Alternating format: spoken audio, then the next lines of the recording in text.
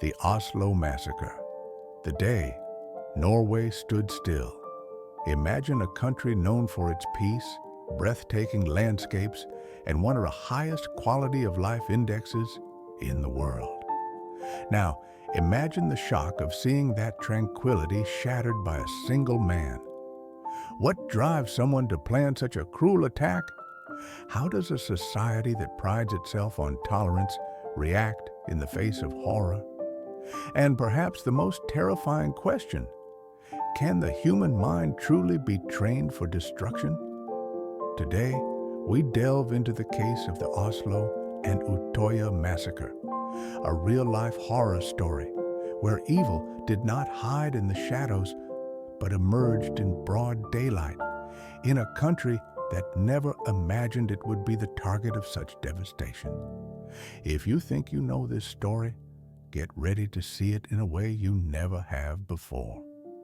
It was a seemingly ordinary Friday, July 22nd, 2011. The clock struck 3:25 p.m. when the silence was torn apart by an explosion. A blast shook the center of Oslo, Norway's capital.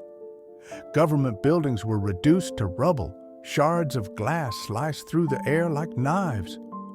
The smell of smoke and gunpowder mixed with the sounds of alarms and desperate screams.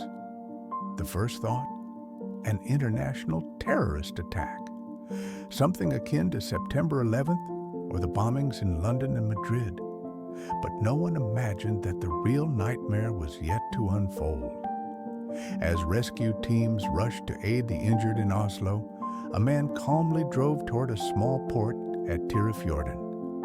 Dressed in a police uniform, he carried a bag filled with weapons and ammunition. His destination? A secluded island called Utøya, where a summer camp for Norway's labor youth was underway. Utøya seemed like a safe haven, a serene island surrounded by calm waters filled with young people full of dreams. But at 5:22 p.m., everything changed. Anders Behring Breivik stepped onto the island and, without hesitation, drew his weapon. The first gunshot shattered the air, ending the innocence of the day. Then another and another. The fake policeman walked the island, shooting without urgency, without remorse. Many ran toward the water, trying to swim to safety, but the bullets reached them before freedom did. The massacre lasted 72 minutes. Time is relative when terror takes hold. For those young people, each second felt like an eternity. 69 people were murdered on the island. In total, between Oslo and Utøya, 77 lives were taken that day. The question that echoed across the world was, why? What drives someone to commit a massacre of this magnitude? Breivik was neither a soldier nor a rebel fighting for a nation.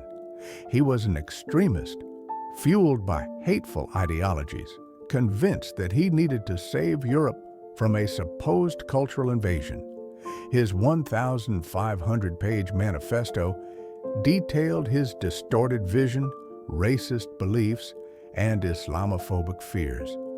But was it just ideology, or was there something deeper? Neuroscientists suggest that the mind of a terrorist can function similarly to that of a religious fanatic or a cult follower. Absolute conviction, desensitization to the suffering of others, and the belief in a near-sacred mission.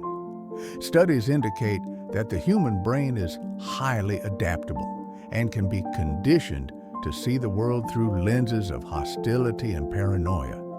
But here's the thing, no one is born that way. The brain does not come pre-programmed with hatred.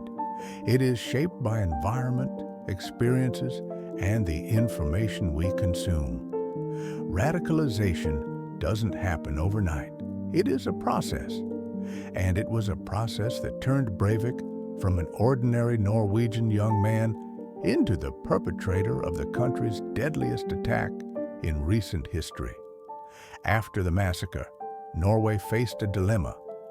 How do you punish a crime so monstrous without betraying your own democratic values?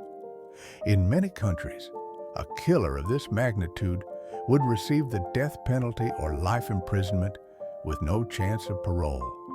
But Norway has no death penalty, and its maximum sentence is 21 years, though it can be extended indefinitely if the convict is deemed a continuing threat.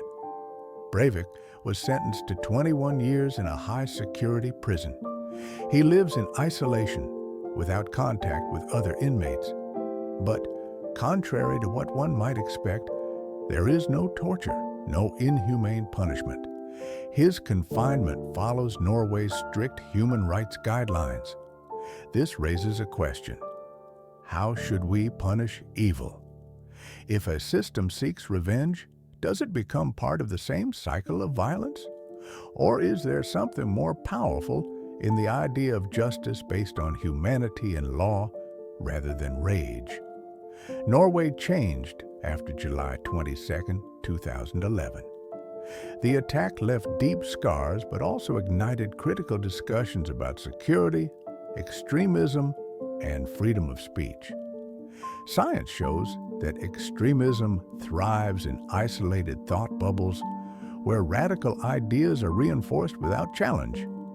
Internet algorithms fuel these echo chambers, continuously showing the same content to those who seek affirmation rather than questioning. The lesson of Utøya is brutally clear. Ignoring signs of radicalization is not an option. Educating for critical thinking, combating misinformation, and strengthening empathy are our best defenses. July 22, 2011 was a day that should never have existed, but it did. And if there is a way to honor those who were lost, perhaps it is by ensuring that nothing like this ever happens again. Terror can manifest in many forms, but the response must always be the same: knowledge, resilience, and humanity. Norway chose to answer hate with justice, not vengeance, and that may be the greatest victory against terror. Now, let me ask you, if hatred can be taught, can kindness be taught too? The answer to that question just might change the world. If you believe that knowledge is the key to fighting extremism, subscribe now. Let's make sure history is never forgotten.